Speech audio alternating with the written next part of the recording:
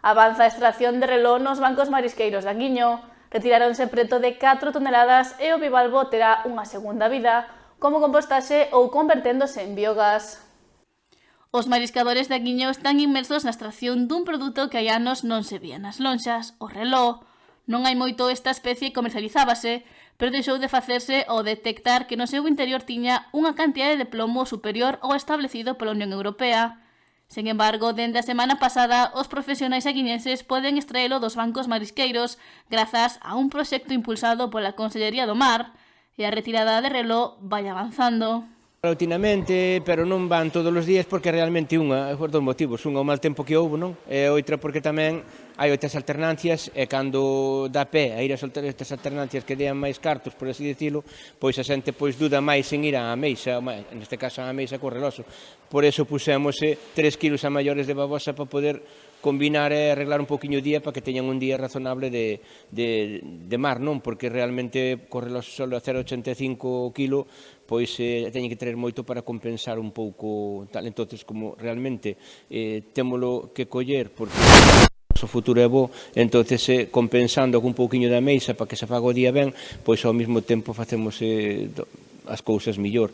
A xente pois ao final ben contenta porque trae un mellor xornal e ao mesmo tempo pois facemos unha labor moi boa para o futuro para poder dar un pouco máis de espacio á nosa praia, quitando un pouquiño desta especie. Os profesionais poden extraer un máximo de 25 toneladas, cantidade que Santa María dubida se finalmente se poderá retirar dos bancos marisqueiros da confraría no prazo fixado.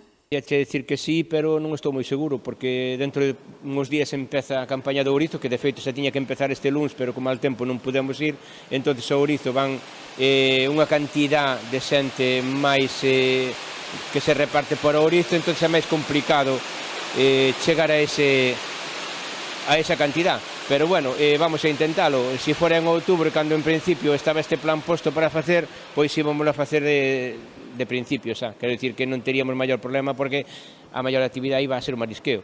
Pero neste caso agora pois vamos a ir pouquiño a pouco. De feito, en 2 días, a semana pasada que se foi, pois fixéronse 4 toneladas a media.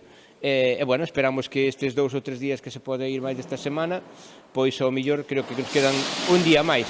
E nese día máis, pois, facer tamén outras 4 toneladas. Xa que este bivalvo se está a topar con facilidade nos bancos. O reloxo aparece porque temos cantidad del. Como nos decimos aquí, está como os pelos en algúns sitios.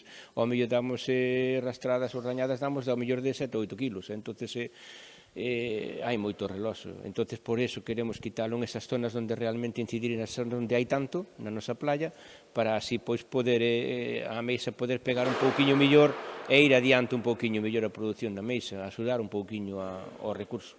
O patrón maior de Anguiño recorda que todo o reloj que se extraia nesta xornada será destruído, pero terá unha segunda vida. A empresa esta, SEAGA, que é a que se ocupa de tratalo, ten 2 partes de tratamento, por o que eu estou informado. Ten unha parte que é a de compostaxe, non? Que tamén está moi ben a nivel natural, e despois a outra parte pois é de biogás, tamén moi ben, porque buscando recursos tamén de combustibles e de tal, pois para nós é fantástico.